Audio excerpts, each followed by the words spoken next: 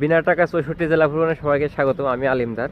তো আমি বর্তমানে ঠাকুরগাঁও জেলায় চলে এসেছি, স্টেশনে অবস্থান করতেছি। এখান থেকে যে বালিয়াডাঙ্গা যে বৃহত্তর আম গাছটা আছে, আমি মূলত আজকে সেখানে যাব। আর ওখান থেকে ঘুরে এসে আর কি ঠাকুরগাঁও যে শহর আছে, বাদল ভাইয়ের সাথে দেখা করে সেখানে থাকবো।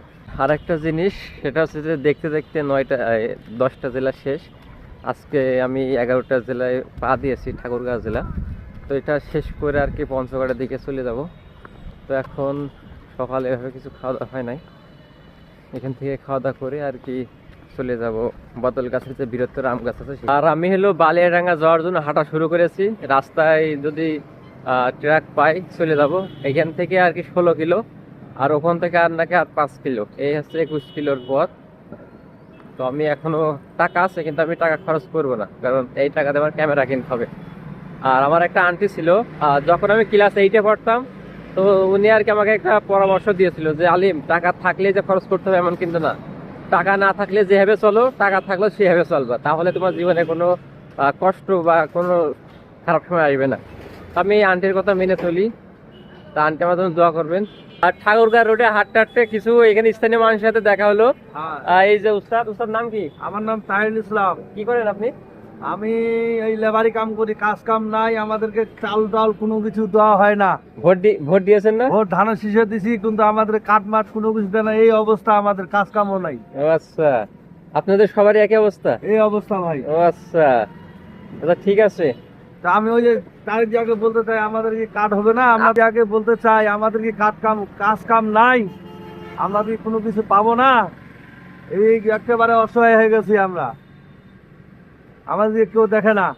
আচ্ছা ঠিক আছে, আপনার এই ভিডিও সারা জায়গায় পৌঁছিয়ে যাবে, দেখা যাক কি হয়। ঠিক আছে, আচ্ছা ঠিক আছে। আমি এখন হলো আম গাছ দেখতে যাচ্ছি, তা দোয়া করেন। দিনাজপুর কিবা বালিয়াডাঙ্গি? বেলেডাঙ্গি। আচ্ছা ভাইয়া। আর ঠাকুরগাঁওর মানুষ তো খুবই ভালো, দেখে বলতেছে খুবই ভালো কাজ, আমার জেলাটাকে ঘুরে দেখাও। তারপর ওখানে কিছু মানুষ আর কি তারা বলতেছে যে কাজ কাম নাই, ধানের শীষে ভোট দিলাম, তারা কিছু আর কি কাটমাট দিলে না, এই আর কি। হ্যাঁ ঠিক আছে, মানে এলাকাটা ভালোই লাগতেছে, মানুষ প্রশংসা করতেছে, ভালো জানতেছে। দেখা যাক গাড়ি পাই কিনা। কি দাদু ভালো?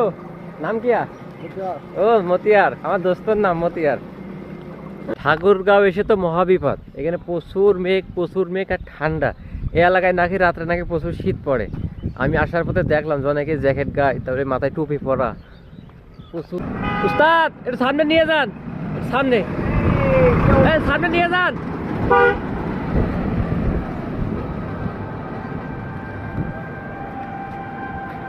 দাঁড়াইছে বলার পরে দাঁড়াইছে।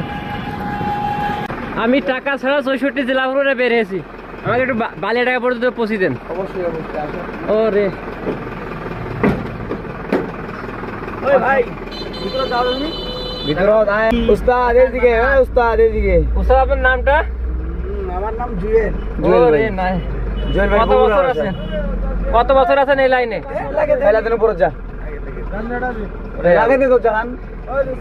আমি সব কয়জন, 1 2 3 জন, আর উস্তাদরা আছে। মানে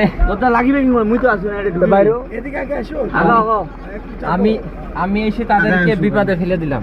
আমাদের দেশে হাজারো আর কি প্রতিভাবান ব্যক্তি আছে। তো আমরা এখন ঠাকুরগাঁও জেলার একটা গান শুনবো, আমার এই যে উস্তাদ গানটা বলবে। তো উস্তাদ শুরু করেন।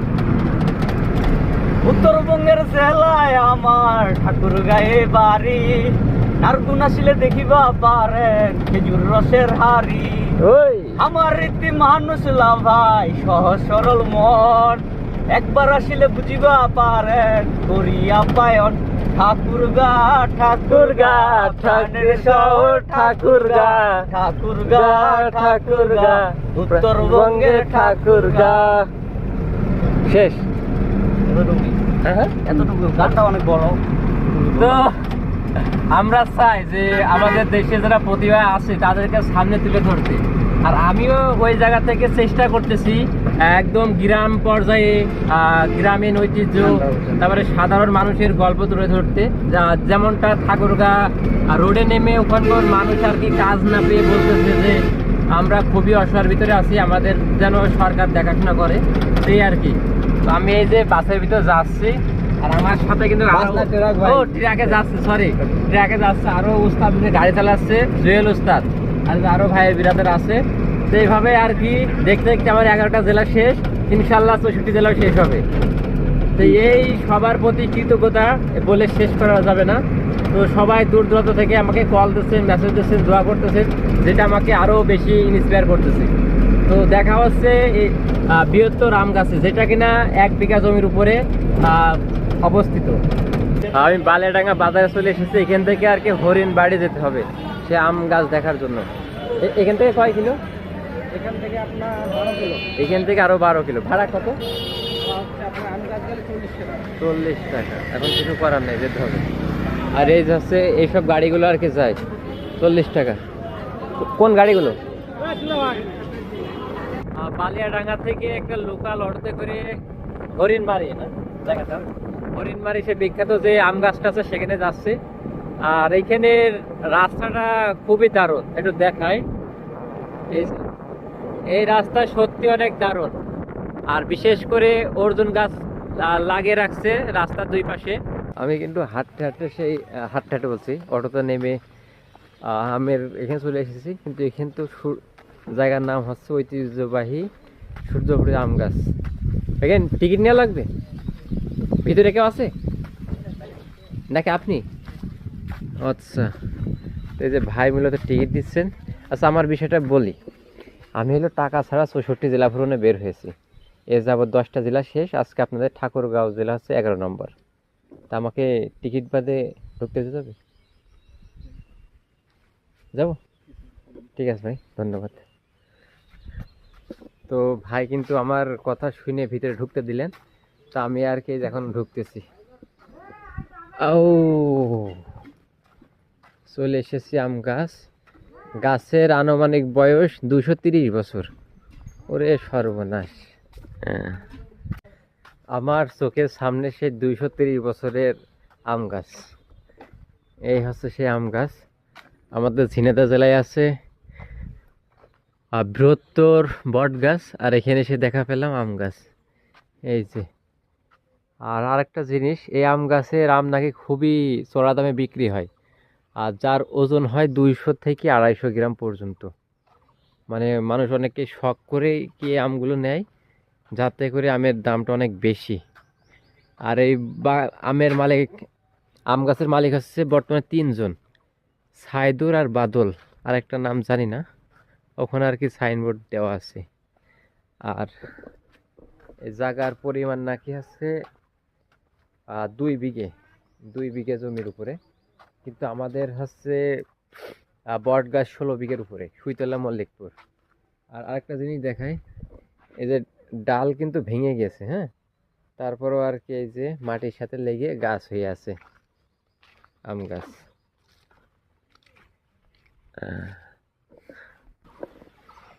এইগুলো আর কি সব হলো আর কি মাটিতে লেগে গেছে, মানে মূল কাণ্ড থেকে মাথা এতই ভারী যে নিচে নেমে গেছে। আর আমি হেঁটে হেঁটে আর কি ভিডিও করতেছি একা একা। আর ঠাকুরগাঁও জেলায় হোস্ট হচ্ছে বাদল ভাই, কিন্তু ভাই চাকরি করেন, যার কারণে বলে যে ভাই আপনার থাকা খাওয়ার ব্যবস্থা আমি করব, কিন্তু আপনার হাতে সময় দিতে পারবো না। আচ্ছা ভাই, আমার থাকা খাওয়া এটাই আমার জন্য অনেক, তো আপনি আমার জন্য চাকরি সমস্যা যেন না হয়। তো ভাই আর কি বললো যে আপনি ঘোরাঘুরি করেন, আমি ব্যবস্থা করতেছি। আমি আর কি সর্বপ্রথম শহর থেকে এই বাগানে চলে এসেছি, এই আসতে।